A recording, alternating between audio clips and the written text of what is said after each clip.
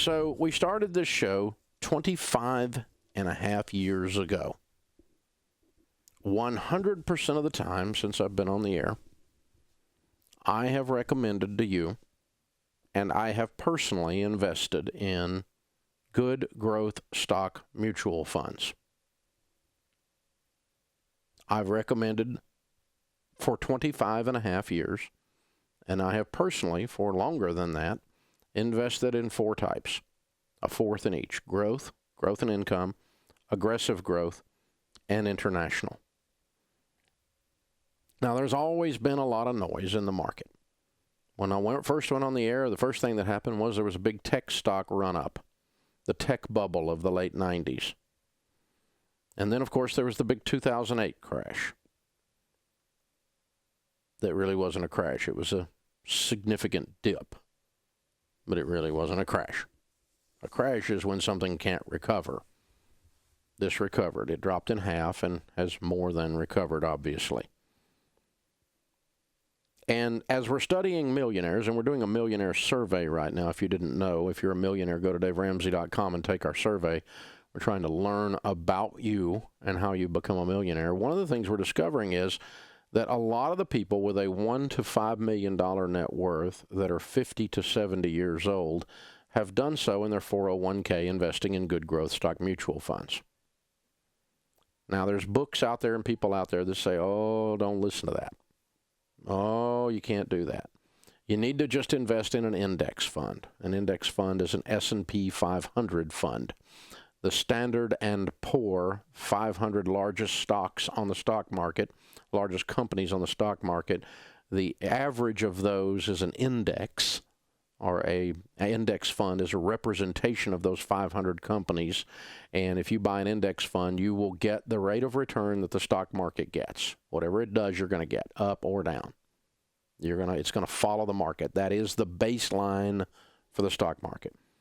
And so why would you not just do that? Because a lot of mutual funds don't outperform that.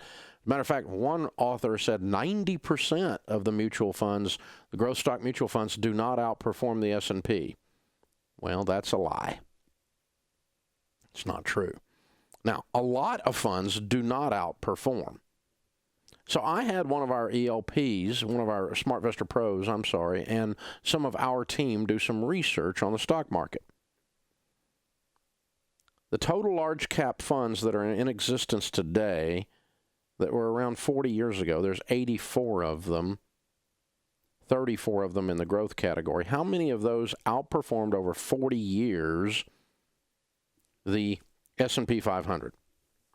Well, 30 of 84 did. 13 of the 34 in the growth category did.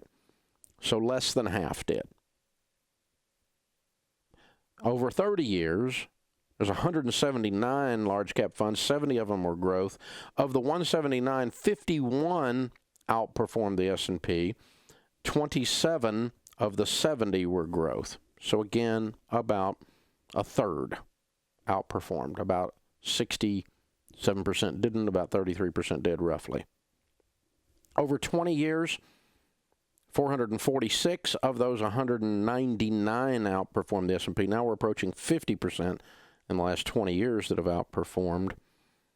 And then when you look at the last 10 years, it's 247 out of 957, back down to about 25%, 30%, somewhere in there. So somewhere between the last 10 and 40 years, general average is somewhere around a third of the mutual funds, the growth stock mutual funds, have outperformed the S&P. Two-thirds have not. So that means if you throw 3 darts at a dartboard blindfolded, 2 of them would hit funds that underperformed and 1 would hit a fund that performed above, if you were just guessing. But if you were to look at the actual track record of the mutual fund and see that for the last 25 years it has outperformed the S&P, or for the last 30 years it's outperformed the S&P, it's a reasonable man's assumption, a reasonable woman's assumption, that that fund might be one of the ones that continues to outperform the S&P. I own several such funds. I pick funds that have beat the S&P, that have done better than the stock market. And so How have mine done? Well, over the last 40 years, my 4 mutual funds have averaged 13.04%. The S&P has averaged 11.8%. So I beat it. That's in the last 40 years. In the last 30 years, my mix has averaged 11.3%. The S&P has averaged 10.89%. I beat it. In the last 20 years, I've averaged, which includes the dip, the huge dip in 2008, I've averaged 8.53%, and the S&P has averaged 7.12%. So the 4 mutual funds that I have bought in the 4 categories that have outperformed the S&P have, as a group, outperformed the S&P on a 40, a 30, and a 20-year track record. On 10-year, the same thing happens. It's very simple. I own 1 mutual fund that started in 1973 and has an average annual return since 1973 of 13.43%.